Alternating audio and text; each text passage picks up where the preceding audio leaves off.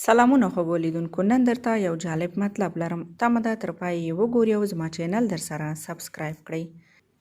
د استرالیا هیواد په سیډني ښار کې داسې یوه پیښه شوې چې د رسنیو او خلکو پام یې ځان ته اړولی دی. دغلته یوې کارنیني یعنې د زندان ساتونکي یا پیرهدارې د یوه بندي سره 7 میاشتې اړیکې ټینګې کړي دي. د ملیسا په نامه دا نجلۍ 25 کاله عمر لري او اوس د پولیسو له لوري نیول شوې ده. دا پیغلې پیره کوونکې د یوې بندي سره 7 میاشتې خرابې اړیکې نیولې دي.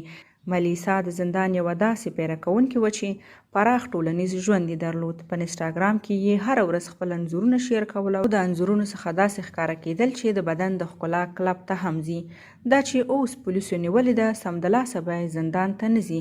دا کولی شي د اوس لپاره آزاد ژوند وکړي. د 2021 کال په پیل کې به د هغه محکمه پیل شي. په میرمن ملیسا دا تور هم شته دی چې زندان ته یې پرته د اجازې ځینې توکي لکه سګرټ، ژاولې او نور دننه کړي دي.